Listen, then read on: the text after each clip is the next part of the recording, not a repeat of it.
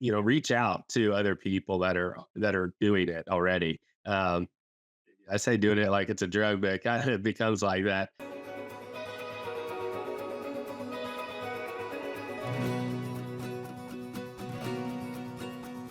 Hello and welcome to Illinois Corn TV. My name is Megan Dwyer. I'm the Director of Conservation and Nutrient Stewardship for Illinois Corn. Today, I had the chance to talk with David Kleinschmidt. David is a knowledgeable, well-spoken agronomist who not only consults with farmers in Southern Illinois, but has really practical tips for farmers across the state. So listen in as we talk about what to do if it's a wet spring, a dry spring, making sure that you can sleep at night with the decisions that you make, and ensuring that every decision for every cropping season that you make makes the most bang for its buck and is worthwhile. So let's dive into the interview. So we know that there's a lot of incentives out there, a lot of reasons that a person might be interested in cover crops, whether it's for some of these programs or the long-term soil health benefits. And so we constantly hear about the benefits, the economics, the things that are out there. But today, I'm hoping we can talk a little bit more about some of the challenges and what are maybe some of the setbacks that the farmer might experience, and then how could they maybe work to overcome some of those. So, David, I guess I'll turn it over. Do you have any? What are some of maybe the top challenges that a farmer might face when they want to decide or think about using cover crops? Some of the top challenges actually start in the fall time when you start thinking about seeding a cover crop and thinking about the rates of application and how that cover crop is going to be seeded, which then falls into also what residual herbicides are potentially used during that growing season that could maybe inhibit some of the growth on some of those cover crops. But also then going into that following spring of how are we going to manage that cover crop? Are we going to burn it down early? Are we going to plant into a green? Are we going to roll crimp? Just, there's all kinds of different management plays there. And then also, things that are completely out of our control is Mother Nature. And I think the last 2 years has really kind of humbled a lot of us on either being a really dry spring or really wet spring. So both of them have their unique challenges in how we take a systems approach of farming, basically, which farming is a very complex system, and you add cover crops into it, it enhances the complexity of this system a lot. So the management of that is pretty critical. And I don't want to make this too somber of an episode, so not to be corny, but we're going to throw this at you. What do cover crops say to the soil? What do they say to the soil?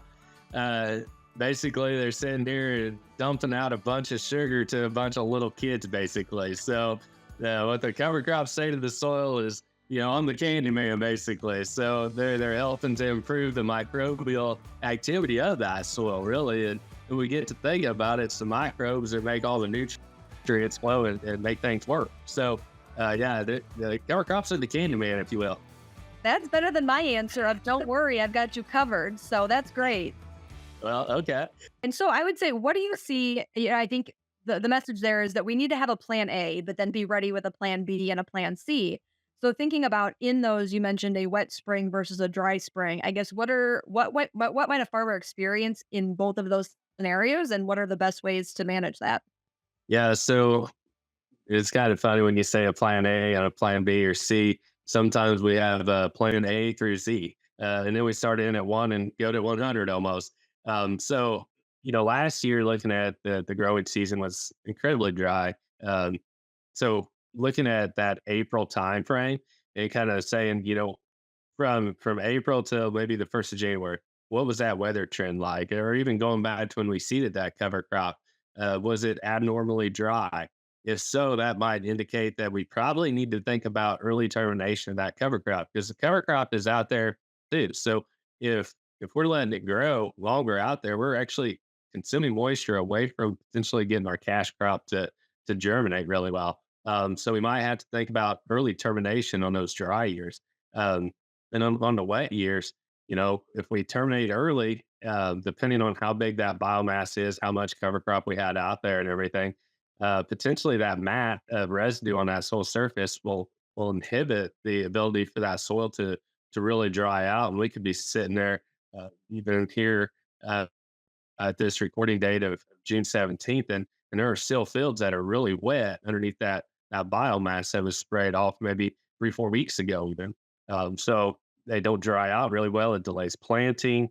Becomes a challenge on how we get that furrow closed and using different types of closing wheels and different down pressure systems and everything. It just completely changes. And now it's time for Just the Facts with Clay, brought to you by PCM. One thing we do with our data, which is comprised of the last 9 years, is separate the top 25% most profitable fields.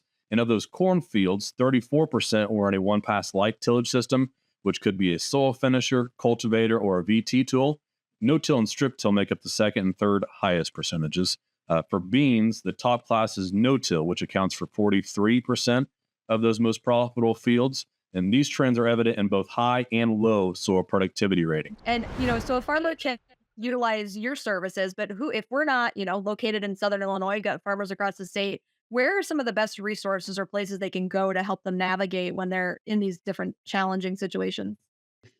A lot of the soil water conservation districts have some really good personnel and staff uh, that can really help to help manage some of that. There's also almost in every county, there's somebody that's playing around with cover crops or using cover crops. So, um, reach out to other people that are doing it already. I say doing it like it's a drug, but it kind of becomes like that because the guys that are I want to say conventional till type farmers or conventional farmers, or even going to the ag retail if they're not familiar with how to manage a cover crop, um, and they say, well, you need to spray this on it or whatever, and all of a sudden, like this year when it is wet and we spray it down early or we plant into it and then we spray and kill it, and now all of a sudden we've got slug issues.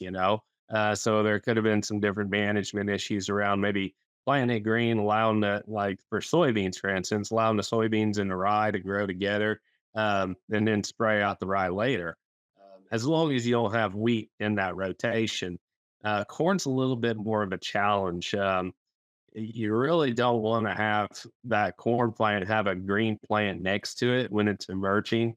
That really kind of weakens that plant, if you will. And so we want to have that corn plant off to a good start. Potentially like this year on a wet spring, it's just we have to wait for the conditions to be right. In no-till alone, we'd have to wait until those soils are dry enough to plant so we don't have the sidewall compaction. You add the cover crop into there, and I mean, we've got some down in this part of the world around Vandalia. Um, we've got some fields of hairy vetch that were tremendously thick, heavy biomass, and basically underneath that biomass, with it all growing, it was like a rainforest underneath there. It stayed wet even when it started to dry out. So it was really a challenge to get that furrow to close and get good seed to soil contact. The crop looks good now, but it was very stressful for myself and for the farmers I work with and everything for a couple weeks there. Um, we started to look at maybe potentially next year, what can we do differently and take this year as kind of a template or a guide to say, well, not every no 2 years are ever going to be at the same. So what can we do differently to kind of hedge our bets against Mother Nature the best we can? So potentially maybe lighten up the seed rates, maybe do more winter kill species, maybe plant on 15-inch rows instead of 7.5. Maybe we plant on 30s. Maybe we were looking at using a hooded sprayer and spraying out strips basically that we'll plant into and then let the other stuff next to it grow. Or strip till. I think cover crops and strip till for corn can go hand in hand very, very well. So we're banding those nutrients. We're getting a really good seed bed prepped for that corn plant to have really good success right there too. This has been another episode of Illinois Corn TV. Stay tuned for more content every week and be sure to subscribe to YouTube and wherever you get your podcasts. We'll see you next week.